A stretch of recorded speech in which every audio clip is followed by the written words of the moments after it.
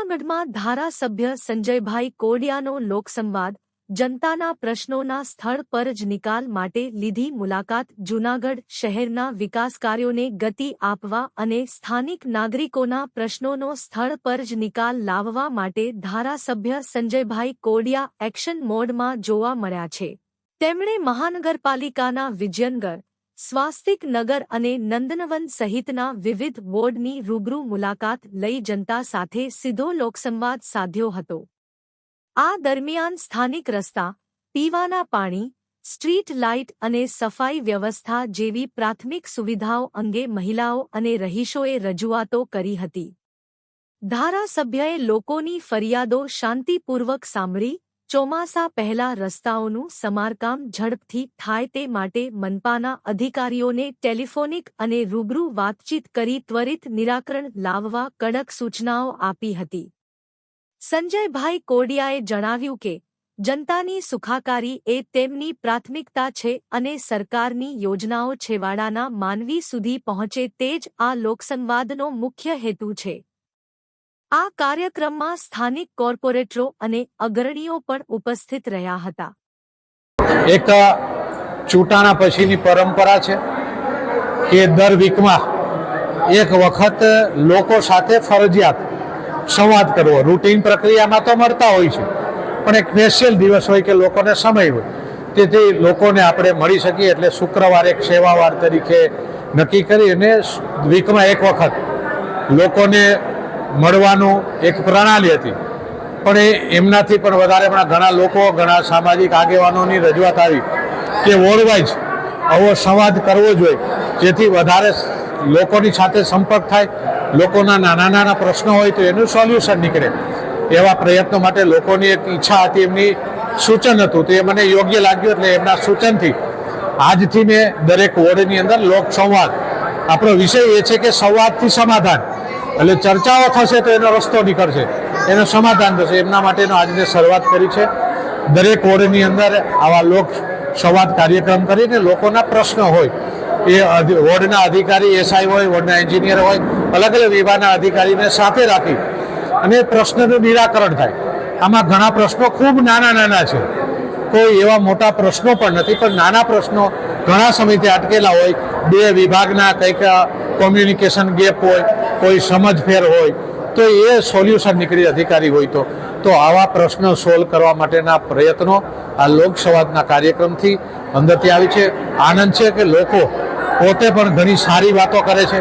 મને આજે બહેનોની વાત કરી, માતૃશક્તિનો આનંદ થયો, માતૃશક્તિ આવે છે એમ કીધું, પાણી સરસ રીતે આવે છે, પણ વ્યય અમારી બહેનો જ કરે છે, એટલે આવી વાત કરવી મને ગૌરવ થયું કે બહેનો એવું કીધું કે અમારા બહેનો આવું કરે છે। તો મારી તો વિનંતી છે કે પાણીનો વ્યય ન કરી, પાણી જેટલું જરૂર પડે એટલું ઉપયોગ કરી, પણ એ વેડફાવું ન જોઈએ। એ સાથે બહેનોએ કીધું કે સોસાયટીના કોમન પ્લોટોમાં કચરો ફેંકે છે, કચરો આપણે જ ફેંકી છીએ। સોસાયટીના કોમન પ્લોટો છે એ સોસાયટીની પોતાની મિલકત છે, એ કોર્પોરેશનની કે સરકારની મિલકત નથી। એની જાળવણીની જવાબદારી સોસાયટીની હોય છે, છતાં પણ કોર્પોરેશન કે સરકાર દ્વારા એમાં ગ્રાન્ટ આપી અને પેવર બ્લોક ફિટ કરી દેવામાં આવે છે, પણ એની જાળવણી આપણે બધાએ કરવી જોઈએ। અસાધારણ વિષય છે, નળની વાત છે, ગટરની વાત છે, રસ્તાની વાત છે, એટલે આવા નાના નાના પ્રશ્નો, કોમ્યુનિકેશન ગેપ, બધાને એવી ઈચ્છા હોય કે અમારી સોસાયટીમાં ઝડપથી થઈ જાય, પણ કામની પણ પદ્ધતિ હોય છે, એ કારે બધા કામો થતા નથી, વારાફરતી કામો થતા હોય છે, એટલે ઝડપથી થાય, વ્યવસ્થિત થાય, સુંદર કામ થાય એવા પ્રયત્નો આ લોકસંવાદ દ્વારા થઈ રહ્યા છે। ત્યારે આ પ્રયત્નોથી લોકોના હિત માટે એક સરસ કેન્દ્ર રાજ્યની સરકાર આદરણીય ભૂપેન્દ્રભાઈ જે રીતે કરી રહ્યા છે એવા રીતે કોર્પોરેશન દ્વારા લોકોના હિત જળવાય એવા પ્રયત્નો આ લોકસંવાદ દ્વારા ઝડપથી નિકાલ થાય એવા પ્રયત્નો થઈ રહ્યા છે। માધાભાઈ વાળા, મારું નામ કરશનભાઈ માધાભાઈ વાળા, હું આદિત્યનગર 1 બ્લોક નંબર 57 રહું છું, બીજા નંબરની શેરી। આ અમારું આદિત્યનગર 80% વસ્તી સફાઈ કામદાર, દલિત અને 20% ઇતર કોમની છે।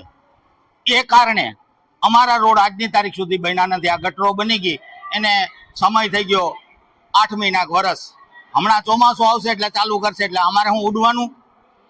બીજા નંબરમાં આ આખી સોસાયટી એવા પ્રકારની છે, એમાં એક રોડ 6 મીટરનો અંદરનો, એક રોડ 10 ફૂટનો એટલે કે 3 મીટરનો એવા રસ્તા છે। એમાં જે બ્લોક હતા એ બધા કાઢી નાખ્યા છે, પાણીની પાઇપલાઇનો નાખી પછી ગટરો નાખી એને લઈને એ બ્લોક કાઢી નાખ્યા છે. બ્લોક વગરની એમનેમ તમામ શેરીઓ છે.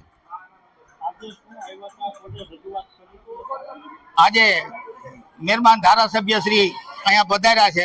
તમામ લોકોએ અમારા વિસ્તારના રજૂઆતો કરી છે અને રજૂઆત મેન રસ્તા અને પાણી, આ બે વસ્તુ. આ મંદિરમાં ગટરનું પાણી પરબારું આવે છે. પછી પેલો સ્વામદાર એપાર્ટમેન્ટ છે, એના માટે અમે 60 જણા નગરપાલિકા આજથી 3 મહિના પહેલા ગયા હતા. આજની તારીખે એમનેમ છે, એ ખુલ્લો પડ્યો છે, પડે એવી શક્યતા છે અને જાનહાની થાય એમ છે. અમારી માંગ એ શ્યામદાર એપાર્ટમેન્ટ હટી જવો જોઈએ અને બીજા નંબરમાં રોડ રસ્તા વ્યવસ્થિત થઈ જવા જોઈએ. સફાઈ કામદારો કાયમી આવતા નથી, આવવા જોઈએ. મોનિકાબેન ભરતભાઈ ભારાઈ, અમે આદિત્ય મંદિરની પાછળની શેરીમાં રહી છીએ. અમારે ગટર એટલી ખોદેલી છે, ઉંદેરા એટલા અંદર આવે છે, ગટર કરી ગયા, એમાં કાંઈ મેળ નથી, રોડ નથી કરતા, કાંઈ નહીં. અમે ઓફિસે કેટલી વખત જયેલા છે મીટિંગ દ્વારા એટલી વખત જાય તો અમારે મીટિંગ કરવા નથી આવ્યા. અમને પેલા કહેવાય ને તો અમારા શેરીમાં પાણી ભરે છે. આ બેનના ઘરમાં એટલું પાણી ભરે, ગોઠણ બધી વસ્તુ પલળી જાય છે, તો રોડ ક્યારે કરવાનો? હા, મુનાભાઈની ઓફિસે